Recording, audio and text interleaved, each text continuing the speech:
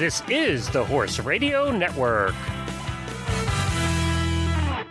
This is episode 66 of the Stable Scoop Radio Show on the Horse Radio Network, Finding the Time with Emma Winter. Please support our sponsors as they make this show possible. Equestrian Collections brings the whole universe of equestrian shopping to your fingertips. Visit them at equestriancollections.com. And also to Easy Signs Online, the #1 farm sign company in the United States, and they make great Christmas gifts.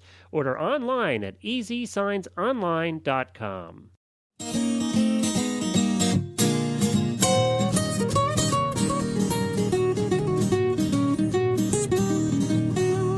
Welcome to the Stable Scoop, with weekly shows delivered right to you. With Helena and Glenn the Geek, live from the stable, it's every week.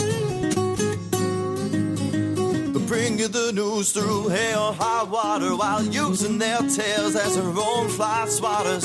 So sit on down and laugh till you poop, cause it's time again for Stable Scoop. Stable Scoop. Stable Scoop. Stable Scoop. This is Glenn the Geek. And this is Helena B. And you're listening to the Stable Scoop Radio Show on the Horse Radio Network. Helena! Glenn! We're back! Yes, we are. I'll tell you We what. have a great show today. Yes, we do. We have so much stuff on the show today. So I don't think we're going to have a whole lot of time to chat today. But we do have just a lot. Tell everybody what's going to happen in the show today. And then I do have a couple things I wanted to chat with you about. Okay. Well, we're going to chat a little bit about time, more like how to find it so you can spend more of it riding. There's so many different tricks of the trade when it comes to shaving hours and minutes off your day. Glenn and I are going to chat just a teeny bit about that, or about the realities of finding time to do the things you love. But the highlight of the show is our guest today. Our guest is Emma Winter. Emma is a mother, wife, daughter, trainer, instructor, and 4-star eventer. She's part of the super duo that makes up Wayfarer Eventing, now based in Gloucestershire, England, if I'm saying that right. Gloucestershire, yep. So Glenn and I are going to have a chat with Emma about how she juggles everything in her life so she can do such a great job with her horses. That's great. And we're also going to announce the giveaway winners. Remember the Equestrian Collections giveaway from last month? Well, we've chosen the winners now, and we're going to announce that very shortly here. But, I first wanted to mention something that we are so excited about. And that is that we're pleased to announce that as of this week, thehorse.com, and everybody knows The Horse, it's the place you go to learn about horse health. I think it's a regular stop on. My wife checks The Horse every day. I don't know about you, Helena, but oh yeah, I get daily emails. Yeah, so people go to The Horse because it's really the trusted source for everything health related to a horse, and they've been around forever, and they do a fantastic job. And they're right here in Lexington, about 2 miles from where I live. And they're part of the Blood Horse publications. And what I'm very excited to announce is that thehorse.com is now carrying all of the Horse Radio Network shows. You can actually listen to them right on their website. They're right on their homepage. And they're very excited to be bringing all of the shows over to The Horse. And the reason they're doing that is they're wanting to expand out now beyond horse health and get into other areas of the horse world. And they're really using our shows as a catalyst to do that.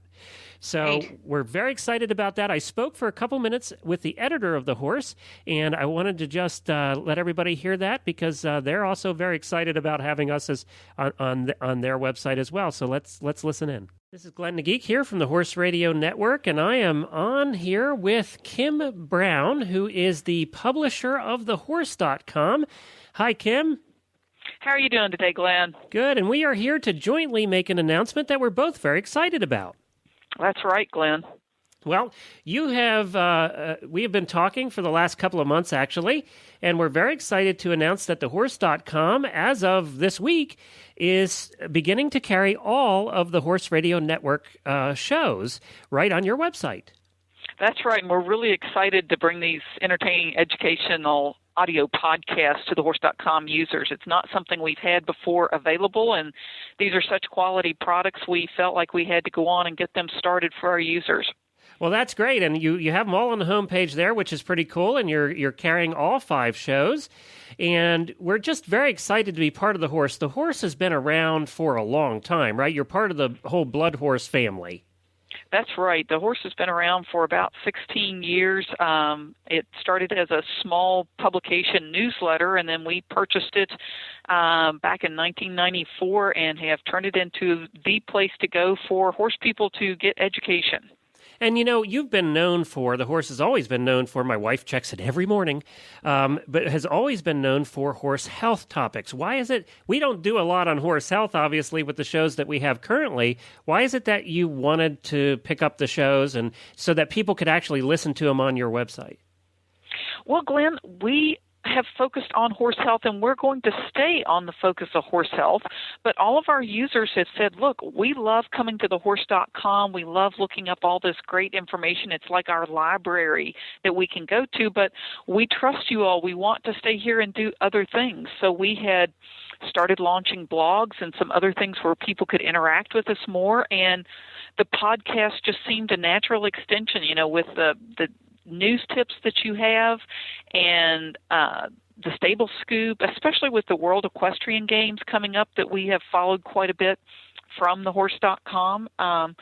So our users have pretty much said, hey, we want some more things that we can interact with you about. And that's one of the things we're doing with the podcasts is that the users can get on and they actually are set up so that not only can they download them like they can from your site, but they can also comment on them right there on the blog. Well, that is one of the neat things is they can comment and actually develop discussions around them right here. And I think that's one of the exciting things. And I have to compliment you and your geeks. You did a great job setting up the pages. They're very nicely done.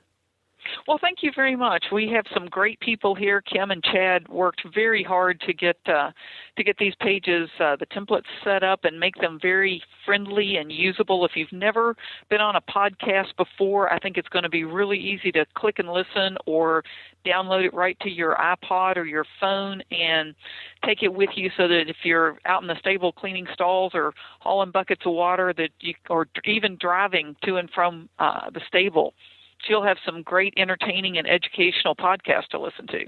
Well, that's great, and we do appreciate it. We thank you very much for putting the shows up there. It's very exciting to.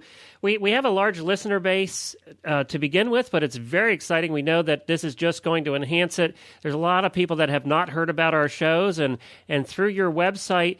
And that's one of the cool things about thehorse.com that's different than other websites is you're not discipline specific, you're not English or Western specific. You really hit everybody, don't you?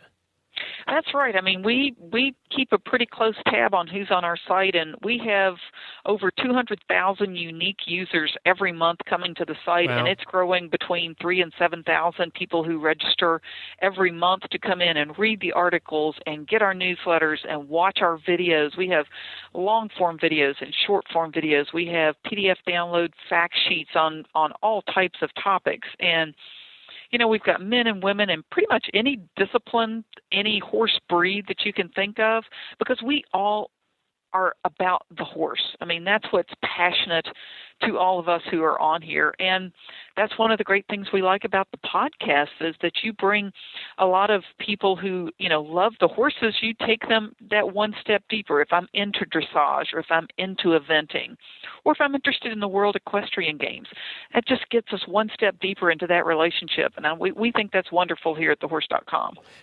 We've actually, in recent months, because now we've been around long enough, we've been doing this for over a year, we have over 200 and I think it's 80 now episodes of the different shows out there. And people are starting now. We have the shakers and the movers and shakers in the industry are now starting to contact us because there's one thing radio can do that I'm not picking on print here. It's a difference, is that they can actually come on a show and express the point they want to express, and people get to hear it in their voice. It's one thing reading a quote, that's quoted, but sometimes, the players, if they want to get their point out, they really want people to hear it in their voice with their inflection, with their passion, And that's absolutely correct. And again, a video, audio, all those new media modes that as horse people we're sometimes a little slow to adopt, but we think the podcasts will follow right along with the video population explosion that we've had. People just really love to be able to see and hear and touch and feel like they're part of that relationship. Well, that's great. Well, we do appreciate it, and we're looking forward to working with you here going forward. Well, I know we're going to be working a little bit together on the World Equestrian Games. Of course, we do the 2010 radio show, and you guys are developing quite a section on your website for the games, and we're both here in Lexington. So we're hoping to work with you closer on that as well. And before we go here, Kim, I also wanted to mention that everything pretty much on your site is free. You have to register, but that's free as well, right? That's right. It's a quick registration process. We want to make sure that we have real live people that are coming to the site so that we can develop a relationship with them. But once they register, they can go on, they can sign up for newsletters, they can get onto the videos, they can get onto the podcast, they can listen to anything with just that one registration.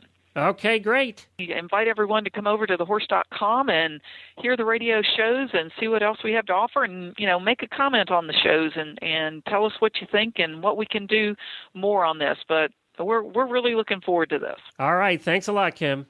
Thank you, Glenn. Isn't that exciting, Helena? Awesome. Beyond awesome. It is so exciting for us. We have a lot of new affiliates coming on that we'll be announcing in the days and weeks and months to come, that we're just so excited that all of our shows are getting the recognition and the listenership that they are. We thank everybody for listening. It's wonderful to have you out there. These shows wouldn't have become as popular as they are without you. So we appreciate you listening in to Helena and I babble on at times. And you went to Equine Affair, which is a huge thing in Massachusetts. It is a huge thing, and I went all by myself. Oh, you didn't even have anybody telling you, I'm tired, like I do to my wife. I really don't want to stay till the end of the day. Nope. Do we have to watch another seminar? I was only able to go one day this time. And I have to say, it's hard to get it all in one day. There is so much. Well, but that the place great is thing, huge. It's huge, and they have so many different things going on that you have to mentally keep shifting gears in order to get it all in. So I would definitely recommend going to the closest equine affair near you. The one I went to was in Springfield, Mass. The best thing about Equine Affair is this. It's got everything in one place. So even if you only have a day or a couple of hours, it's such a great time saver. Talking about, trying to get, learn something or shop for something or share something. Going to a venue like this, it's got everybody. You can talk to people about pasture management, fencing, barn building, nutrition, rain gear, boots, farm equipment. Any question that you might have about horse care, you can get answered at Equine Affair or trade shows like Equine Affair. And I heard it was packed. There were yeah. I got there early and, it was still pretty packed. And then, of course, by midday, it was just, you could barely move. Now, I got a text from you while you were there. Yeah. That there's a guest you want to have on. So you must have seen a seminar and been pretty impressed. I was impressed. Tommy Garland, who I had not heard of before Equine Affair, he's a horse trainer. He didn't seem to tack any label onto himself. He's not, a horse whisperer or, he doesn't fit into any one bucket. General horse trainer. But he incorporated practicality, reality, and humor into his seminar that made it really fun and interesting. And I learned a lot. I stood and watched for about 20, 25 minutes, and I learned probably 3 or 4 things, tricks of the trade that I hadn't thought of before. Now, he actually does have a moniker, and it's on the side of his very fancy truck. What is tractor trailer truck. It's CPR horsemanship, and it's right. And I think, but it's not like natural horsemanship. He doesn't, he's sort of middle of the road, isn't he? Yes, he is, and he's also very popular because he's a good-looking cowboy. But and he's funny. Yeah. And his CPR in his case actually stands for confidence, patience, and respect. Right. So that's what he teaches, and he is down to earth. He's funny. He doesn't come across as highbrow in any way, shape, or form. Right. And he doesn't tend. What I've found about Tommy is he doesn't tend to make you feel like you don't know what the hell you're doing. Right. Which is very nice because sometimes you come away going, oh, geez, So with him, I think it's a little different. And he does have a great website too. It's TommyGarland.com. So we'll have to get a hold of Tommy and see if we can get him on the show. Yeah, That'd be fun. you know how hard it is for me to be impressed, but I was impressed and mentally engaged for 25 minutes, which is practically impossible. Yeah, with your ADD is like almost impossible. Yeah, so he was a great guest. So now you are a very busy person also, and we're talking about time management. You have a child, you have a full-time job plus some. You do the horse radio thing with me, which takes up several hours of your week, which we make very little money doing. We do it because we love doing it and love talking to really cool people. And yet you still find time to ride your horse. So how do you find the time to ride your horse? Is it a matter of you just have to say, you have to schedule it, I'm going to do it regardless of everything else? Depending on different phases in your life, you have to schedule things. I find that if I put it in the calendar, people leave me alone. So like I actually put all of my activities, all my daughter's activities, and all my husband's activities on Google Calendar. And we can share them. Obviously, my daughter's too young to, but my husband and I can share. So we can see what kinds of things each other has going on. And so if my husband sees that I want to go for a trail ride on Sunday afternoon, he's not going to schedule anything. Or he'll talk about it. He'll say, hey, I see you're going out for a ride.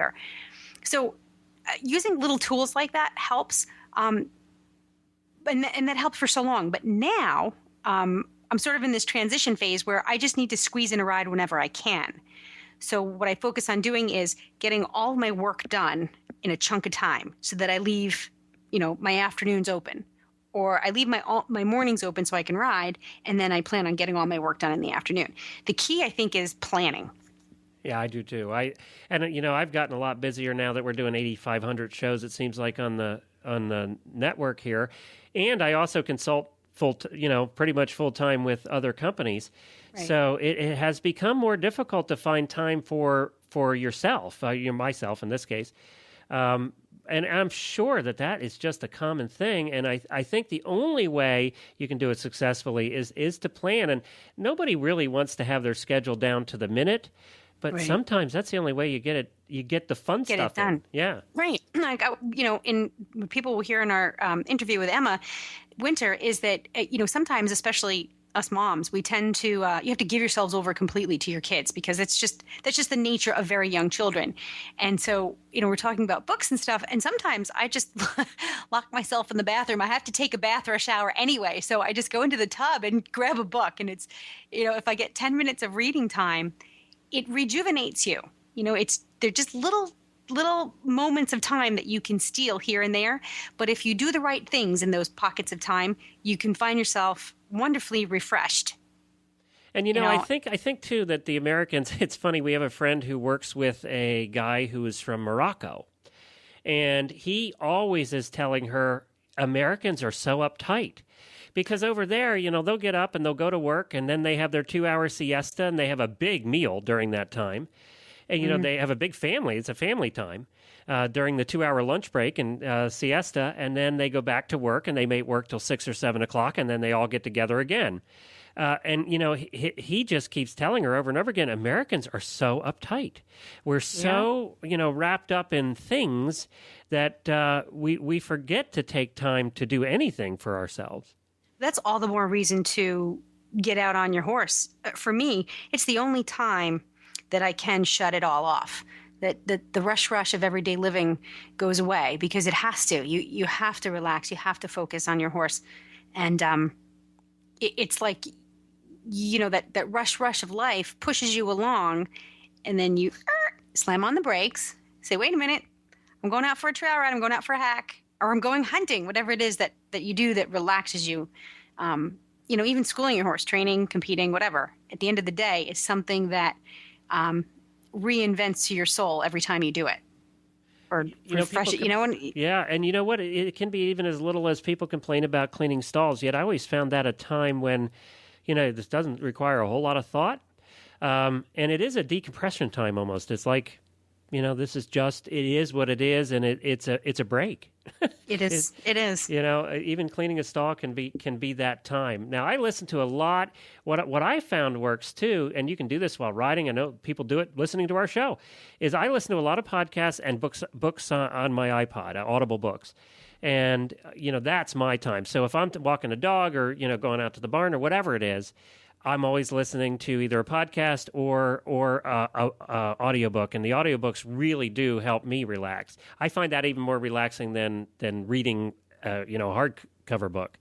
So, that it is interesting the different ways that people. I'm interested to. We'll talk to Emma and we'll see how she does it with her really, really busy schedule that makes ours look like we don't do anything at all. Yes, I know the woman is truly a superhero. Yeah. Well, but first, let's announce our winners. Last month, Equestrian Collections, we had them on to talk about fall and winter wear, and they were kind enough to donate several things along with Mountain Horse.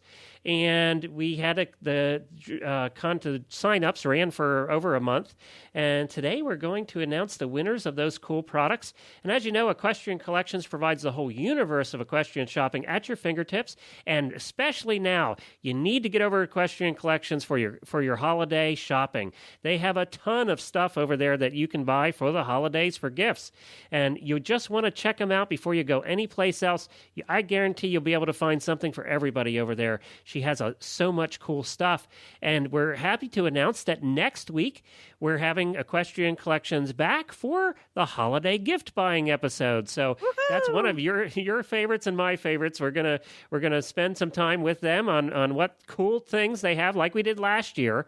Yeah, Chris picks out cool stuff. We got to give props to Chris for that. She does pick out great stuff. And they're going to bring 10 items on, and we're going to talk about them, and they'll be the 10 recommended items from the Stable Scoop radio show and Equestrian Collections. So we thank Equestrian Collections for that. You can see all of their cool stuff at equestriancollections.com. But now, the winners of the donated items from Equestrian Collections. The first was a Mountain Horse Ladies Arena jacket, which is a very nice, comfortable, waterproof jackets that they had. And I think it was in the blue color, wasn't it, that they Yes, it was. donated? That beautiful pale blue. You want to tell us who the winner is? Oh, boy. Well, it wasn't me. The winner of the Mountain Horse Ladies Arena jacket is Cheryl Good, and she's from, I'm going to butcher this, Mishawaka, Indiana. I think that's how you say it, Mishawaka, Indiana. Yeah. All right. Well, so congratulations to Cheryl. Well, I'll be writing to you to get your size that you're going to need for that jacket, and that's a $145 value, actually, so that was a nice thing. Nice job, Cheryl. And then the next one was Horseware Newmarket Human Throw Rug. You know those Newmarket rugs that the horses wear that are the yellow and the red? And cozy looking and gorgeous. This is actually a human throw rug for like on your couch. And in the same great colors, too. So that was donated by Equestrian Collections and Horseware. So who was the winner of that? That a gal from right here in New England, Leslie Carcos, and she's from Foster, Rhode Island. So congratulations to Leslie. You can cuddle up on your couch with your beautiful Newmarket throw. You know where Foster is? I have no idea. I do, yes. It's in the northwest part of the state. Okay. Well, yeah. So it's more towards Connecticut then? Yeah. Okay. It's a very, very horsey area. Cool. And then a Mountain Horse Unisex Ultra Socks. The Mountain Horse Ultra Socks that are perfect to complement your winter boots and keep you warm all winter long. And the winner was... Skyla Alguire. And I'm sorry, Skyla, if I didn't say your last name right. Skyla Alguire. And she is from Salem, Oregon. So congratulations to Skyla. Wow, good job, Cheryl, Leslie, and Skyla. We'll be in touch to get your products out to you, and congratulations, and thanks for signing up to everybody that did. There was a lot of them, and we do appreciate that. And we also thank Equestrian Collections once again for sponsoring that giveaway. We appreciate it very much. Well, I think it's time to get to our guest. What do you think? Oh, yes. Emma Winter. She is lovely. I just adore Emma Winter. Emma has been an active equestrian for many years. She has a long history of representing Great Britain, both in the United Kingdom and in the United States. She's an eventer. She's a professional athlete and rider.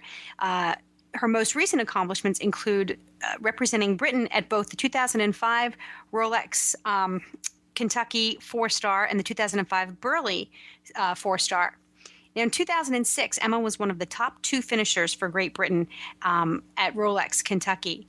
And, she's pretty much set up there as an international 3-day competitor. Emma and her husband, Mike Winter, of the Canadian Olympic 3-day event team, together run Wayfarer Eventing. And they're working out of a brand new farm in Gloucestershire, England, after spending many years in Noonan, Georgia. So Emma and Mike had made the decision recently to return to England for a number of reasons, but all good ones. And it was a smart move for Emma and Mike and their family and their horses. Now, Emma's got so much going on in her life. She has 2 beautiful little girls, a full training and competitive schedule, students, they have dogs, they have horses, they have the new business, all kinds of things going on. So we're going to hear just how Emma balances it all out. Hi, Emma. Thank you for joining us today. Oh, no problem. It's my pleasure.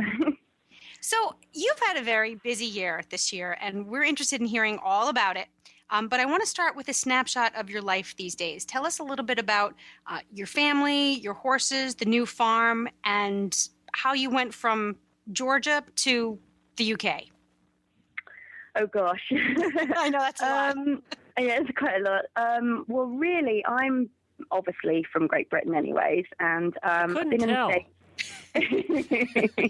I know it's starting to come back. Some people around here still say every now and then you have a little bit of an American twang, but living in Georgia for as long as I did, it was, obviously going to be there. Now you sound Southern English, is that it?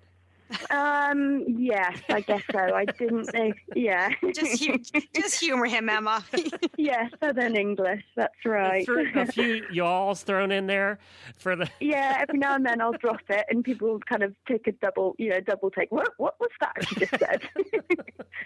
So yeah, I mean, it creeps in. I was there for a long time, and so it doesn't just go away overnight, but. So anyways, I'm from over here and, born and raised over here. And then I guess I went to the States in like 93 and did horses, went to work for Carl Buchart, who worked for him for 3 years. He was a great person to work for, and Kelly Temple. And then after that met Mike and we started our business and had our first daughter in 2001, Amelia, and moved to Noonan in Georgia and really stayed there for the entire time, had a big business. And then after that, Mike going to the Olympics last year, we really kind of decided that we probably needed a little bit of a change for our careers and our business and, looking towards having a larger family with Lily coming. So we wanted to be more competitive and, on an international field, and decided we really was time that we moved somewhere where we were going to be in a more international field of competitors. So that kind of looked around and decided that, England was probably going to be the best bet for that. And living in England, too, it's so nice when you're an eventer in England because you just don't have to go far to get to events. No, I know. I think the biggest shock was when we got back here, having to do it all in one day. We had the luxury of going to these competitions in the States where, you pack up and you're gone for like 3 or 4 days and you pack everything up. Because it takes you a day to drive there. Yeah, exactly. Yeah. But then you're there and you're with your whole group of people and there's a big camaraderie with that when you go to competitions in the States, which is not so much over here just because you get in and out. You're there for probably 2 hours.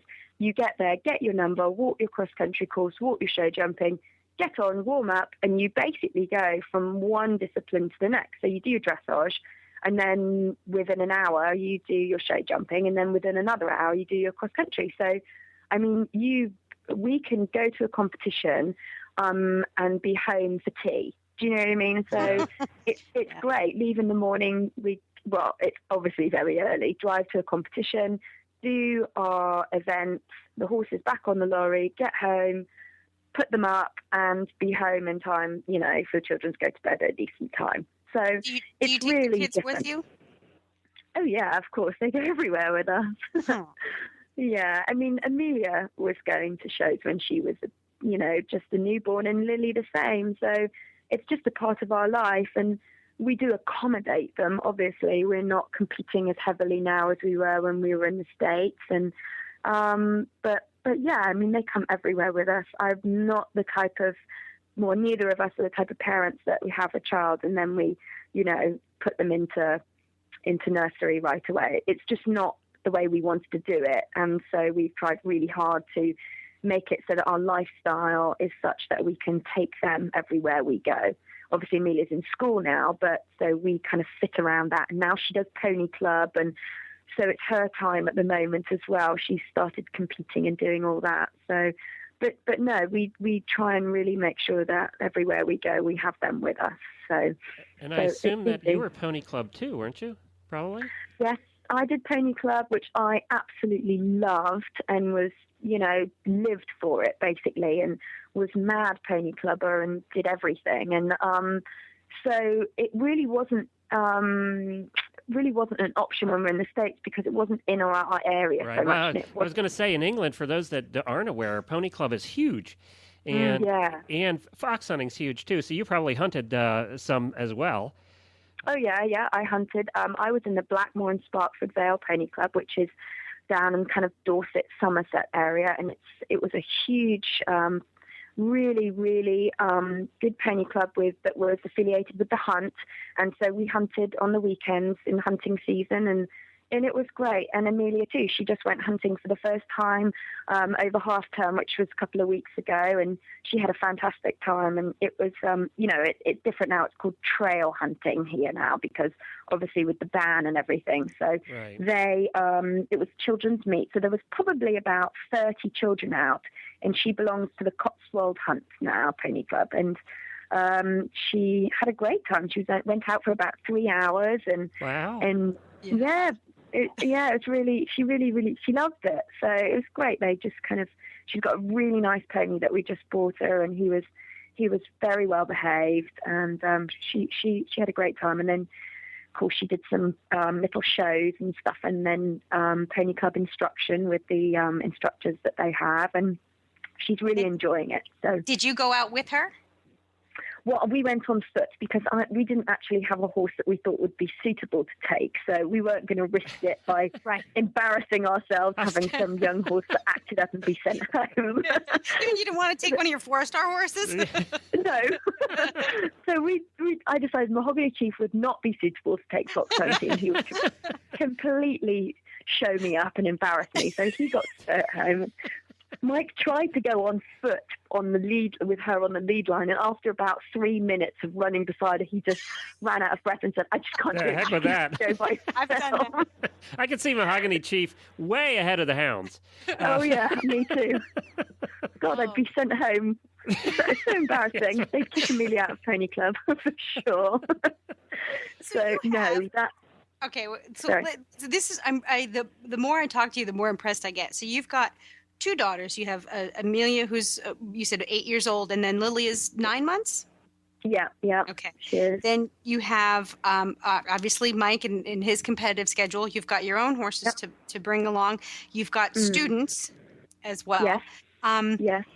That is a heck of a lot of responsibility. You have dogs too, don't you? Yes, we are probably the only people in the world that flew 2 off the side of the road ditch dogs from Georgia to the UK. But yes, we imported our very own mixed breed dogs from Georgia, which we would never have left. So no, we brought them with us. Yeah. And so you have all of these responsibilities and all of these hats to wear. How do you do it without keeping your head on? I mean, with keeping your head on straight, or is your head on straight? It's a partnership that, Mike and I have, and there's equal responsibilities, I think. So the girls that we have with us that came from the States, we have 3 girls that came with us that are that were competing at the preliminary level over there and 1-star level. Their parents asked if they could come with us. They are over here at school, and they have their 3 horses with us as well, and they have had quite a full-on schedule competing since they got here, and so they're with us too. But really, it's like I say, it's equal responsibilities. I mean, we drive them around. We drive their horses around. It is pretty hectic, but we are very organized, and, we just try and make sure that, we don't let it get on top of us. How old are they? Are they teenagers as well, the three? Yeah.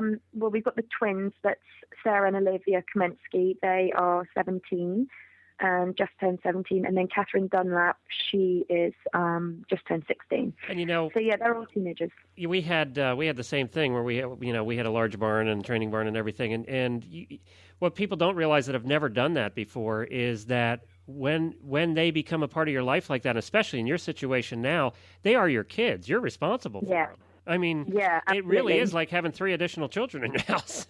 Oh, yeah. And, and we're saying, okay, guys, now, do you need to make some friends so that you have some social interaction, but you're not allowed to stay out past such and such a time? And, I mean? But, no, they're great kids. And Catherine has actually been spending the summers and, well, all of her holidays with us for several years now. She bought a horse from us when she was 11. Her parents bought a horse from us, and so she's been a big part of our lives for a long time. And Amelia calls her a big sister, and everything. So it's quite.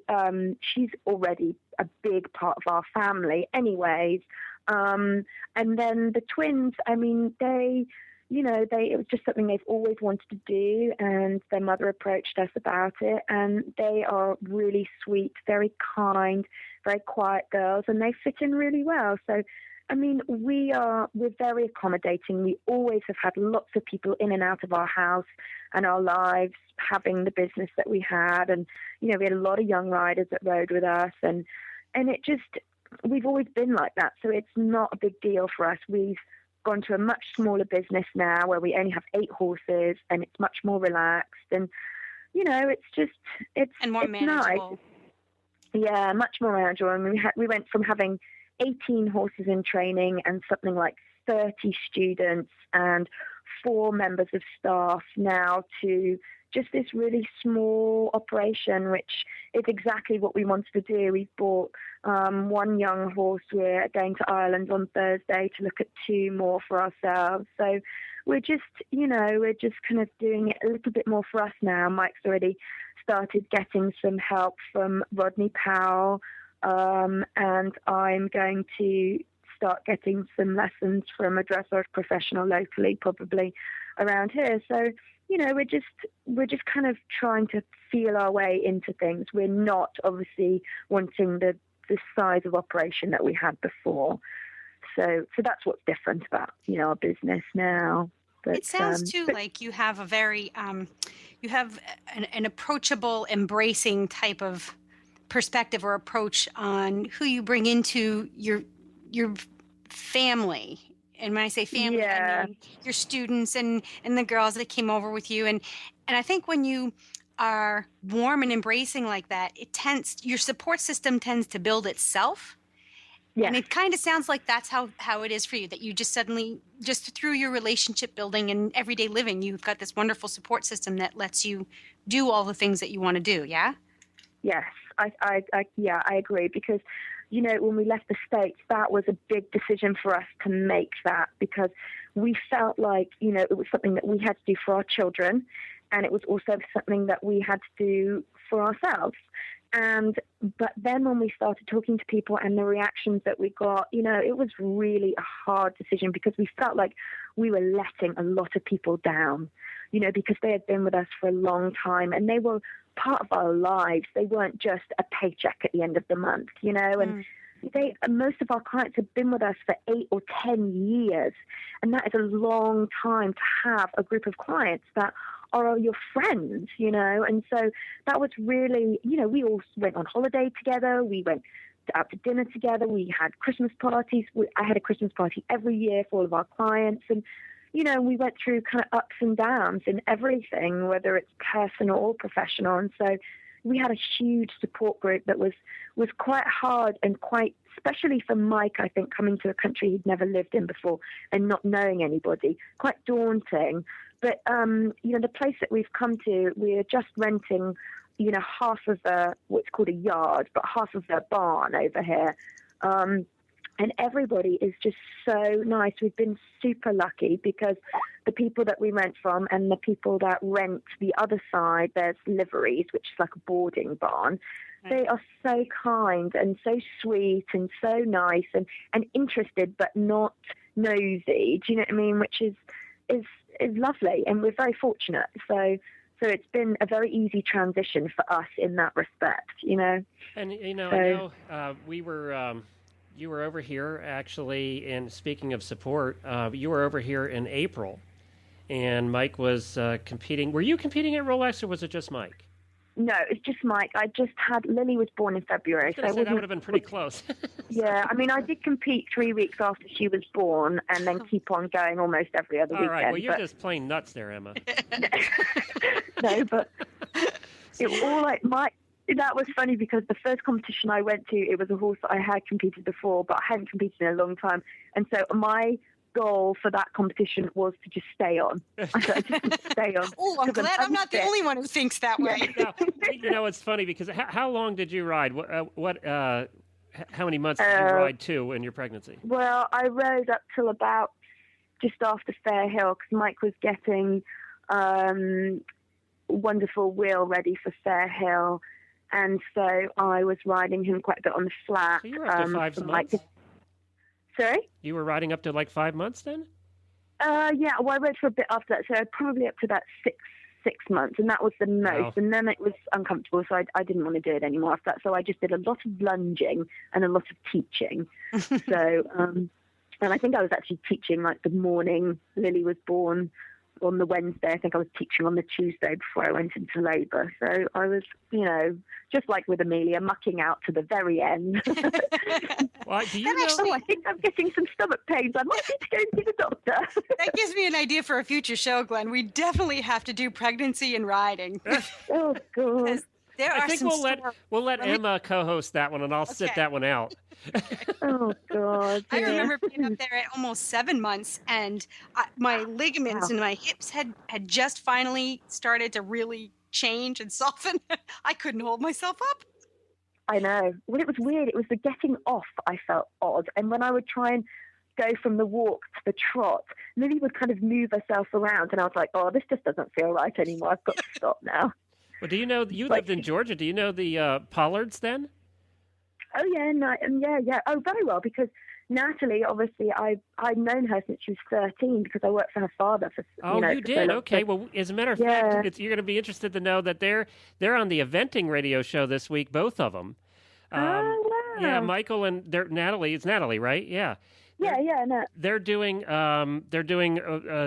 a series on couples in the sport of eventing, and they were one of the next ones to do. And she commented, this is why I thought I asked you that question. She commented that she rode up to 7 months also. So it's just a crazy eventer thing, I think. I know, and she's pregnant with twins, isn't she? Yes, she is. She just announced that actually on the show. I guess that's the first time that she had publicly announced that she's going to have twins. Yeah. Very exciting for them because I knew that they wanted to have more, so that's great. Yeah, no, that's neat. And, there are quite a few eventing couples, more than other sports, I would think, more than other disciplines, let's say. There's a lot of eventing couples out there, and I think it's partly the nature, wouldn't you think, of the way, I want to come back to Rolex then, but don't you think it's the nature of the sport that it lends itself to that? It's so all-encompassing. Yeah, you kind of have to have the whole family involved. And yes, I think so. Yeah, I mean, I would have to say yes. So let's get back to let's get back to Rolex a little bit, and I don't want to dwell on it. I just wanted to say, you had an unfortunate incident there where one of Mike's horses actually died during the day at Rolex, and how important is the support of the eventing community after that? And then also, did you get any negative feedback after that event?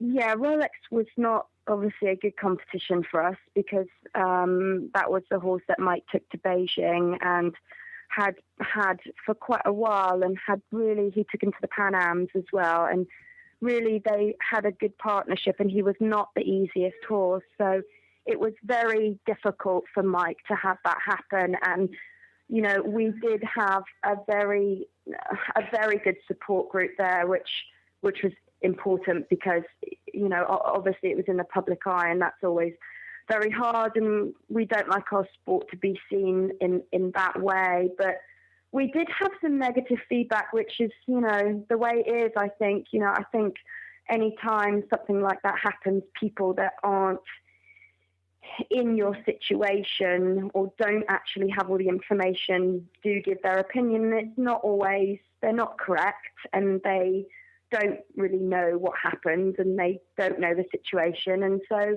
it's very hard, and it can be very, very cruel. And unfortunately, people do it to try and educate other people, I think, or to try and make people aware of, whatever reason. But in actual fact, we were surprised and shocked at how many people were incredibly supportive. And, one lady from Alabama, I know, she made a donation in Kingpin's name to the USCA. They have, I think there's a medical foundation somewhere that she made a donation to in his name, and cards from people that we have never met, we don't know, and phone calls and emails, and it was just unbelievable, the support that we got. And it was a very hard time, especially for Mike, but for all of us involved. But people were kind and thoughtful, and I'd say that was the general consensus that we got. 90% of people were unbelievably supportive, because you never know until you're in that situation, how you're going to feel. So it was a very hard time, but people were lovely, and we have a very good support group that all rallied around and were really kind. So it was, even though it was a bad experience and not something that we obviously ever want to experience again, unfortunately in our sport, things happen, and that's the risk that we take when we go out, and we try and make sure that the horses are fit and healthy and to the best of our ability and our knowledge. But you just never know with something like that. And we should. Emma, we should say, too, that from what I understand, and you can correct me if I'm wrong, that the autopsy showed that Kingpin wasn't injured at all in any way, actually, from jumping the obstacle, that the death actually was related to natural causes. Yes, he had an abdominal bleed out, which I'm not a vet, so I don't really want to explain it too much, but I think it basically was he had a little hole in his intestines, and it ruptured, and it bled into his stomach, and he died that way. So it was really nothing to do with, the fact that he was tired and being pushed past his limit, which was what a lot of people said, or he had, a brain aneurysm or anything like that. It was nothing to do with that. Right. So it, it was something that could have happened at any time. It's just unfortunate that it was in the public eye. And Mike said when he came around the corner to the jump, he thought the horse was being he could be quite Irish and a little bit nappy. And when he sees the barn, he likes to go towards the barn. And that was why Mike got the ride on him. But he thought he was doing that. As he slowed down, the horse kind of slowed down. And Mike said, "Come on, Billy, come on, don't do this now. You've been so good." And gave him a little, encouragement, hit him. And he said it didn't occur to him for 3 seconds that he didn't respond. When he tapped him with the whip, he said nothing happened, and he just thought, oh my God. And then he started pulling to try and slow him down. And it was literally, it must have been 8 strides in front of the fence. And he said, I just knew something was very, very wrong, and we were going to fall. And I just tried to do everything I could to stop. And when I knew I couldn't stop, I just tried to help him over the fence or lift him over the fence so he didn't end up in the ditch. It was very, very hard for Mike, because that was his really close friend. And he always says, I just remember Billy for the wonderful things that he did for me, that, he took me to that Olympic Games, he took me to the Pan Am Games, and the very best times were when Amelia was little, and he and Amelia would go out hacking together, and Billy would, go up trotting in front, and Amelia would be on her pony Moon Pie cantering behind, and those type of things, not all the rosettes that he won with him and all the prestige, but the good times at home when Amelia would sit on Billy, and when he had his rugs on, and she would be led down the aisle on him. Those type of moments are what make a horse a great horse in our mind, and that was the biggest loss. That part of him, His family. I mean, that's Yeah. People just see the snapshot during your events. They see a very small piece of your family, and so I guess it now. Are either of you a little bit gun shy with the horses that you have in your barn now? Has that changed the way you? Has that changed you? I mean, obviously, it's these things. I hate to say it, but these sad things in life mature us. I think so. I mean, I don't know. I mean, Mike was very tentative the first time he went to an event after that, because obviously it's like when you fall off, I think, and you have a bad injury and you go back to a competition. I mean, he didn't know if he ever wanted to do it again, after losing a horse like that. And I probably would feel even more so that way just because I'm female and I still have my old advanced horse and he will never go anywhere. And we've flown him to England so he could retire later on, I mean, they are your best friend. And so it's just, I mean, it makes you gun shy in a way, but unfortunately, you have to make a decision if you continue in this sport and you want to be, the very best and all that kind of stuff, that you have to,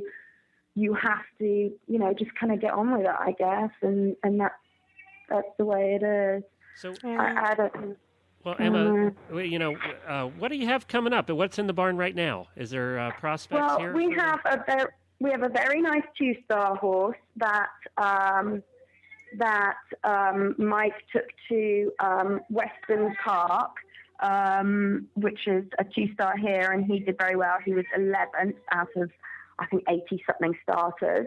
And he's going to try and take him to Bramham in the 3-star next summer. That's American horse called Unstealable that belongs to a man from Alabama called Jim Walker. He's been a great owner of ours for a number of years.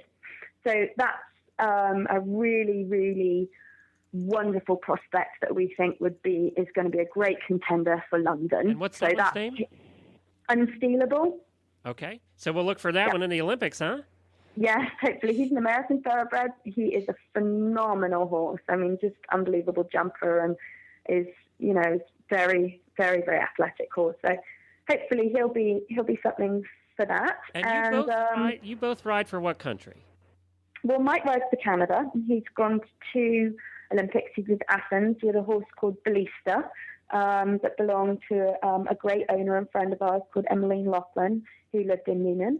And then he went to Hong Kong or Beijing with the Kingpin horse.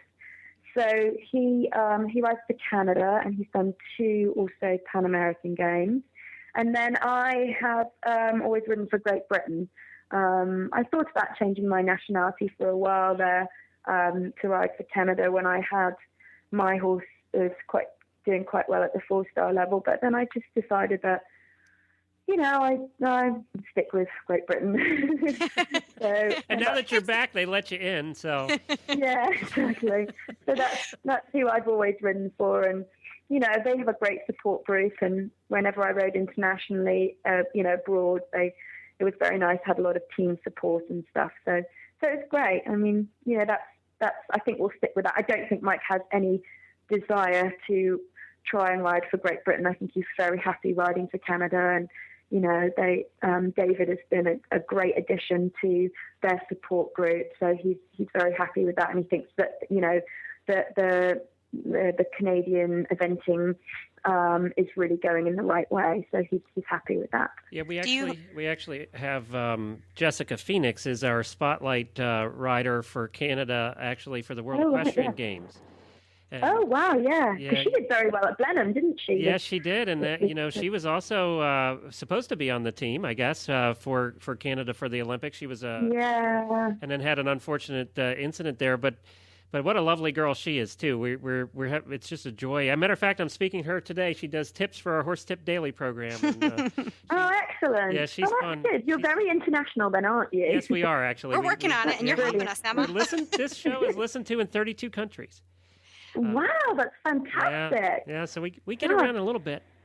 All right, now I have one last cheeky little question, okay, because we talked to Gina Miles and she was on board. We had Ashley Bond; she was on board. Have you? Oh no, I know what's coming. Have you read Twilight? No. Oh, she's with me then. No, I think isn't it this new movie about vampires and? Yeah, but forget all that. Forget all that. Okay. When you have 2 minutes to yourself, which I know is very rare, Never. go in the basement or the bathroom or somewhere, lock the door for 5 minutes, and read Twilight. You will then read the next 3 books in the series, and then we're going to have you back for another interview because you will not think that you will like Harry Potter for adults. It is really, I think. It is. It is so absorbing, and it is such a wonderful little mental vacation for those of us who have all kinds of balls in the air. And, okay, great. And so and you can just say that Helena recommended it, and then when you're done reading all 4 books, you can thank me then. Okay. Or Cursor, I'll one try or the and other. fit that into my schedule somewhere. Between brushing my teeth and washing my hair. That's how it has to happen. Audiobooks, Emma. Audiobooks. They work great. Yes, exactly. Well, that's Amelia's discovering those. She's we're not reading, but we're listening to all the Roald Dahl books at the moment in the drive backwards and forwards to the stables. Do you have any plans to come back to the U.S. to do clinics or anything like that? Well, I was actually supposed to come back, but it's just been so hectic since we got here that I had to postpone stuff. And everybody's clamoring, when are you coming back? When are you coming back? We want to set up clinics, and I probably will come back more likely in the new year before your competition season starts over there to do like a week of doing different places, I go to. So, but yes, we do. Mike will probably do a lot of Canada. He does, some in Vancouver and some in Ontario. And then I do a lot in the South, Montgomery, Athens area, all kind of around there. So we'll probably, yes. And will you both come back? We realize you probably won't be riding with the horse situation, but will you both come back for the World Equestrian Games to watch? Probably, yes. I think if the horse that Mike has is possibly a bit green for that. I was thinking it'd be a little too early. Yeah, I don't think that he'll be thinking of him for that. But yes, I think we would like to attend, obviously, because it's going to be a fabulous competition, and it's Kentucky is such a fantastic venue to have it that I think that it's going to be unbelievable. I think Kentucky is one of the premier facilities in the world. For eventing, it's just, we love going to Kentucky, and we would go all the time, through the year, not just for Rolex, but for other competitions that they put on at that facility, because it's so, easy. And it's getting better and better every day, let me tell you. I live about 3 miles from it, so. Oh, wow, gosh. Well, we're looking forward to seeing you over here next year, both of you. If you come over for the WEG, we'll try and meet up with you, maybe have a little chat. And it's been fun having you on, and we wish you all the best of luck here through the holidays, too. Enjoy it back in England. Thank you very much. Yes, I'm doing a real big Christmas here for 3 days with all the different parts of my family, which Mike is thrilled about. We'll be over. We'll be over. Knocking on doors. Only turkey. And Christmas pudding. That's right. Thank you so much. And nobody could be busier than you. So for taking the time out of your day to sit down and chat with Glenn and I, we really, really appreciate it, Emma. Oh, it's my pleasure. Thank you so much for thinking of me. I appreciate it. Well, that was great to have Emma on all the way from England. It is so much fun. I love her accent, too. By the way. Don't you, though? too.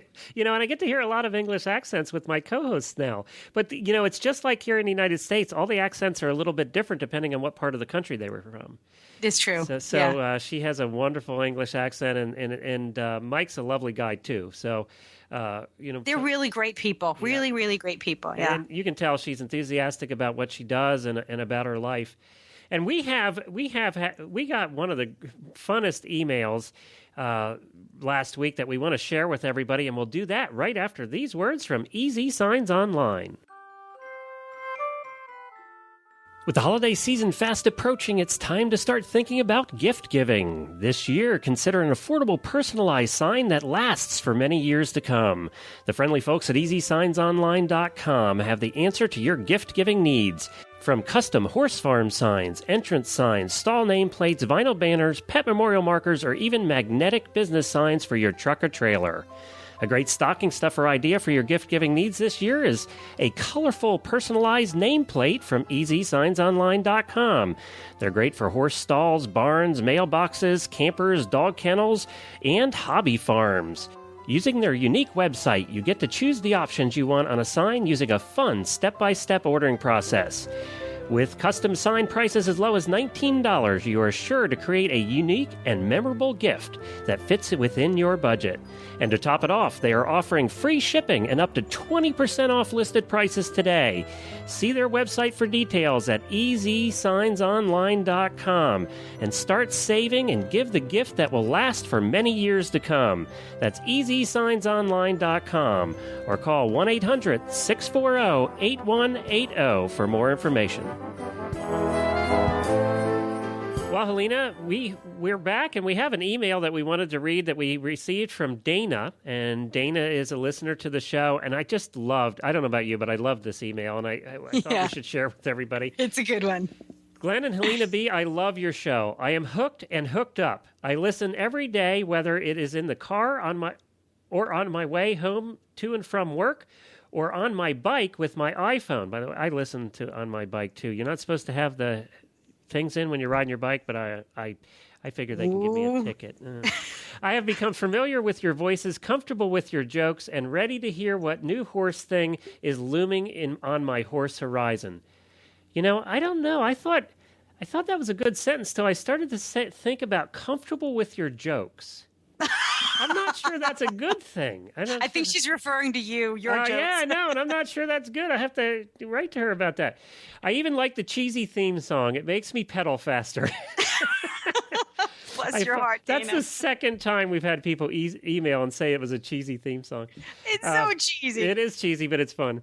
I find myself smiling every episode, even when my day has been tough. Thank you for your positive, light banter and your interesting topics and guests. I have to admit that I'm somewhat of a horse geek myself. I just bought a 1-ton diesel dually. Now, there's something to make every woman jealous out there. A 1-ton diesel dually mainly because of the heated seats and the push-button seat memory. That's awesome. The only thing it lacks is an iPod dock for my iPhone so I can listen to my podcast through the sound system. The new car I bought, the new Toyota, has one of those. It's so nice. You just plug it in and you hear it through your sound system, all the podcasts. You can hear us through your sound system. So we appreciate her emailing us about that. It is so nice to hear from everybody. You can email us. Just go to stablescoop.com and look for the contact link at the top of the page. And we want to hear when you listen. We want to hear about your geeky gadgets and what you do, what you're doing when you listen. It's just so much fun to hear from everybody and comfortable with your jokes. I got to think about that. We're going to have to more. explore that. That's a whole show in itself. Be sure to listen in next week as we have the Christmas gift episode. Yay! We'll have a little bit of Christmas music and eggnog and some gifts, and we'll make sure that we're good and silly by the time we start recording, and we'll have to make sure that Chris from Equestrian Collections is good and silly, and we'll be ready. All right. And that's not going to be hard to do. You don't want to miss that. And, of course, next week is Thanksgiving as well. So this show actually will go live the day after Thanksgiving on Black Friday. Isn't that a perfect time to the Christmas gift episode? It's perfect. So for those of you that don't want to go out and shop in the crowds, you can shop by listening to us and going then to Equestrian Collections and buying it, being all done in a couple hours. Don't have to worry about the hassle or nothing. Ah, how nice is that? And how would that save you time so you can go ride your horse? And look at that beautiful tie-in I just did at the end of the show. That was Helena. perfect. Isn't that Equestrian great? Collections equals saving time. And which us, equals throw us in more there, too. riding. And listening I to love us. it. Yes, and listening to us. Okay, throw that Well, in you there can listen to us anytime. You can listen to except when you're riding. You shouldn't really listen to anything when you're riding. Except your bike. Then I give you my permission. your Maybe bike. with one earphone. That's what I do instead of two. Yeah. All right. All right, everybody. It's been great to have you here. And we will talk to you all next week on Friday with the Christmas gift buying episode. But until then, enjoy your Thanksgiving. Have a wonderful family time. Don't forget to drop some carrots off to the horses. And you too, Helena. Don't forget to drop some carrots or apples off to the horse on Thanksgiving. I will not forget. All right. We'll be back again next week, Helena, with The Christmas gift. Whoops. Nix. Blooper. We will be back. Damn. Why don't we you do the will whole be- thing? I need to do the whole thing. That's what's Okay, messing good. me up. Okay. So, You know say. I'm leaving this in, don't you? No, you're not leaving this in. Not this episode. Maybe like a Christmas episode. Where at least I can use eggnog as an excuse. All right. Be sure to visit the horse. And we will be back next week, Glenn, with the Gobble Gobble Scoop.